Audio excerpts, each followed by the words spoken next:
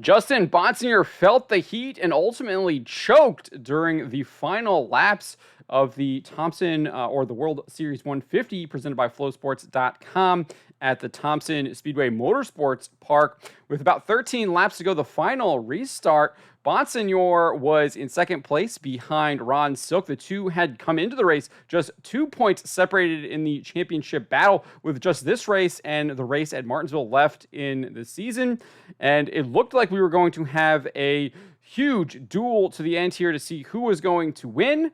But Justin Bonsignore ended up choking, his words, not mine. But let's take a look at this and see what happens here. And then we'll get to what he had to say about what actually happened. But let's take a look. Another restart.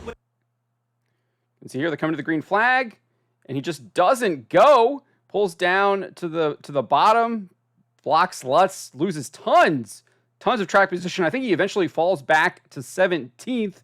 He would eventually finish in 13th. Ron Silk would go, he would be challenged here by Jake Johnson, but he would eventually be able to hold him off and win the race. He now has a 13-point lead in the championship, according to, if we go over here, according to Race Day Connecticut, they write right here, Silk, the 2011 Series champion, came into the event trailing Bonsignore by 2 points in the standings. He left the track with a 13-point lead over Bonsignore heading into this season finale on October 26th at Martinsville, Virginia. So Silk has a commanding lead now going into the last race of the season. But let's listen to what Justin Bonsignore had to say here and what his outlook is leading up to this Martinsville race. So let's take a look here and see what he has to say.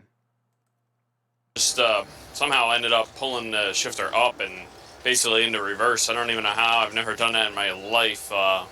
Just choked when everything was on the line there and gave it away. So I don't think you can be any more blunt than that. He choked when everything was on the line and gave it away. That is the harsh reality of what indeed happened here. But let's continue listening to what he had to say. I don't know.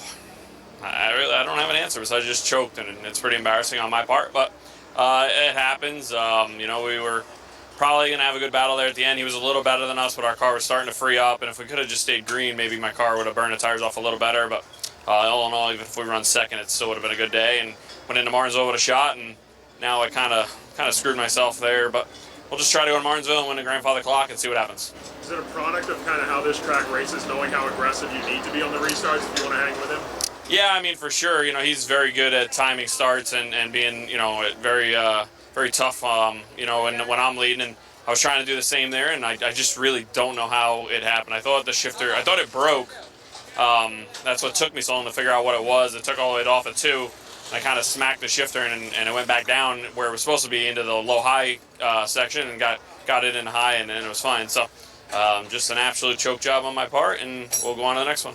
How does this change your strategy?